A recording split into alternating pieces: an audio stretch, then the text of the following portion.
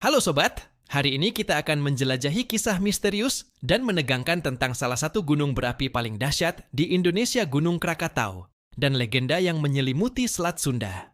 Pernahkah kalian membayangkan bagaimana rasanya berada di tengah-tengah peristiwa letusan gunung berapi terdahsyat dalam sejarah? Nah, pada tahun 1883, Gunung Krakatau memperlihatkan kekuatan alamnya yang luar biasa, menciptakan dentuman yang terdengar hingga ke Australia. Tapi sebelum kita membahas letusannya, mari kita menyelami legenda yang beredar di masyarakat. Konon, Selat Sunda yang memisahkan Pulau Jawa dan Sumatera dulunya adalah daratan yang menyatu. Para tetua bercerita bahwa di masa lampau, hiduplah seorang pemuda sakti bernama Sangkuriang yang jatuh cinta pada ibunya sendiri, Dayang Sumbi, tanpa ia sadari.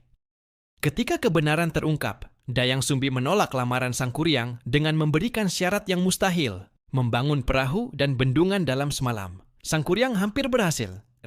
Namun, Dayang Sumbi menggunakan kecerdikannya dengan membakar dedaunan dan menggelar kain merah di ufuk timur, menciptakan ilusi fajar yang datang lebih awal. Sangkuriang yang murka menendang perahu yang hampir selesai dibuatnya. Perahu itu terbalik dan menjadi gunung Tangkuban Perahu di Bandung. Sementara bendungan yang hancur konon menciptakan celah besar yang kini kita kenal sebagai Selat Sunda. Namun tentu saja, dari sisi ilmiah, pembentukan Selat Sunda terjadi ribuan tahun yang lalu akibat aktivitas tektonik dan vulkanik yang intensif di kawasan ini. Krakatau sendiri menjadi saksi bisu perubahan geografis yang dramatis di wilayah ini. Gunung Krakatau memiliki sejarah letusan yang mencengangkan. Letusan tahun 1883 menghasilkan tsunami setinggi 40 meter, menewaskan lebih dari 7,6 ribu jiwa. Suara letusannya tercatat sebagai suara terkeras yang pernah terdengar dalam sejarah modern, bahkan terdengar hingga 14.700 km jauhnya. Yang menarik, meski Krakatau hancur dalam letusan dahsyat itu, alam membuktikan kekuatan regenerasinya. Pada tahun 1927, muncullah anak Krakatau dari dasar laut, tumbuh perlahan namun pasti, mengingatkan kita akan kekuatan alam yang tak terbendung. Masyarakat pesisir Selat Sunda memiliki berbagai ritual dan kepercayaan terkait Krakatau. Mereka percaya bahwa gunung ini adalah tempat bersemayamnya roh-roh leluhur. Setiap tahun, beberapa komunitas masih melakukan upacara tradisional untuk menghormati kekuatan alam ini. Selat Sunda dan Krakatau juga menyimpan kekayaan marine life yang menakjubkan.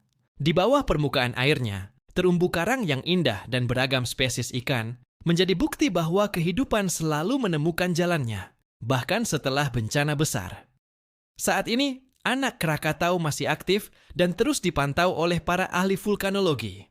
Gunung ini menjadi pengingat akan pentingnya keseimbangan antara manusia dan alam, serta kewaspadaan terhadap potensi bencana alam.